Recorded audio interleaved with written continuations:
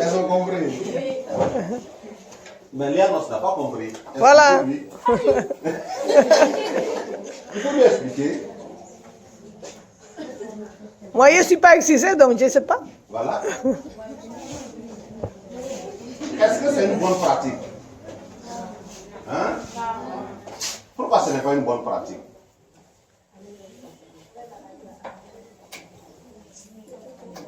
Pourquoi? Pourquoi ce n'est pas une bonne pratique? Oui.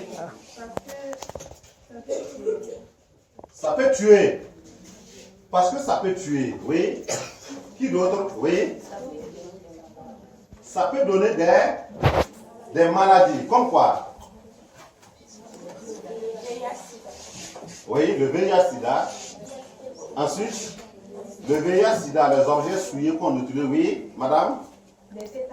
Le tétanos. Voilà. Puisque le couteau qu'on utilise, c'est un couteau ou la lame abandonnée dans la poussière et il peut avoir le tétanos dedans. Ok.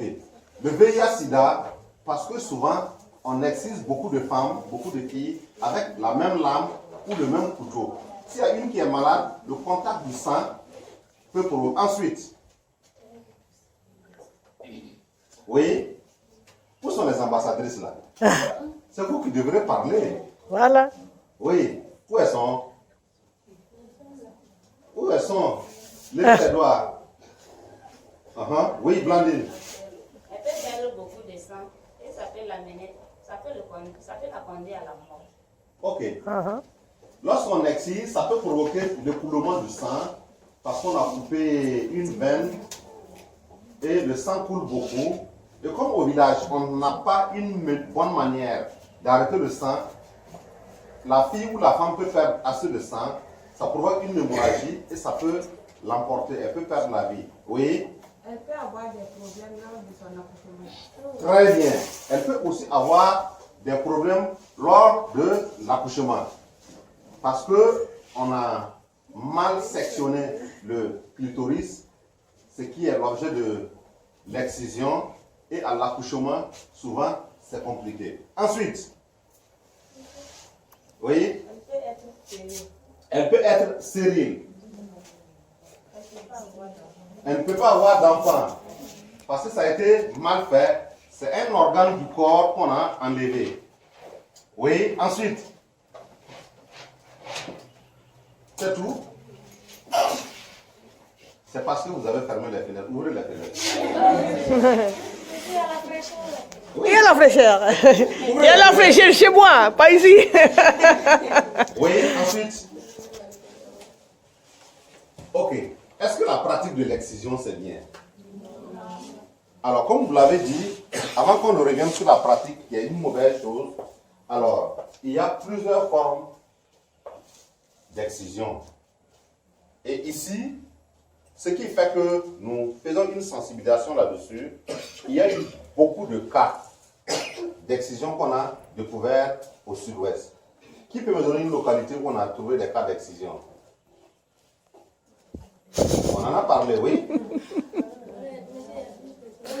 Oui? C'est, il y a quoi? Oui? Périgban. Voilà. Périgban à Kwekera, il y a des femmes qui ont excisé, c'était combien? Combien? 25 filles. Donc 30. Et dans les 30, il y avait 25 élèves. Et lorsque le directeur a prévenu, avant que la police n'arrive, l'exciseuse a fui aller en Côte d'Ivoire. Ils ont ramassé les 25 filles, amenées au CM de Kamti. Elles ont eu des soins. La PFG est partie pour voir, comme c'est des élèves, pour voir est-ce qu'elle pouvait aider à soigner ces filles, est-ce qu'elle pouvait aider ces filles à revenir à l'école. Et il y a des enfants qui étaient portés disparus, des filles qui étaient portés disparus parce que les parents avaient peur que si on découvre que les filles sont excisées, la gendarmerie va les prendre. Ensuite, Kwekera, ça c'était en janvier 2019. Il y a où encore? Pardon? Oui, à Batier. Là-bas, il y a eu 5 cas d'excision et il y a eu ce qu'on appelle audience foraine. les juges se déplacent dans chaque province et jugent les gens. La femme qui a fait l'excision, elle, on a pu la prendre, on l'a condamnée à 5 ans d'emprisonnement ferme.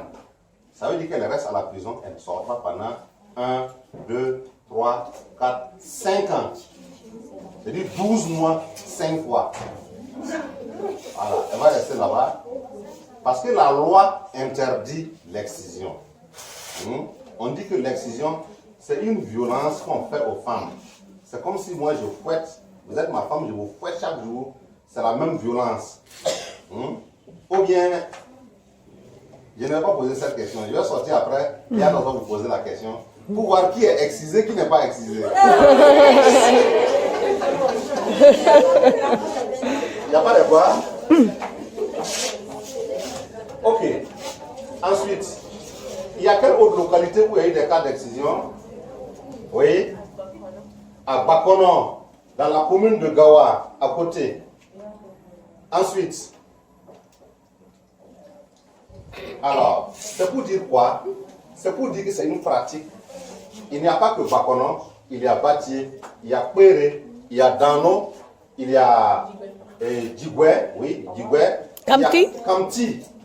Kamti vers Passena et vers il y a un autre village de Kamti. Alors, on a découvert des cas d'excision dans toutes ces localités. Et ces cas d'excision sont des cas de violence. Que veut dire une violence qu'on fait à quelqu'un? Ça veut dire quoi? C'est vous qui êtes en train d'expliquer.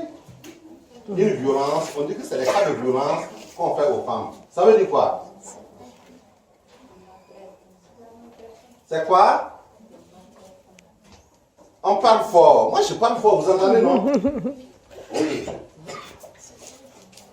Si je reste ici, je n'entends pas. Oui, c'est quoi? Oui? Maltraité.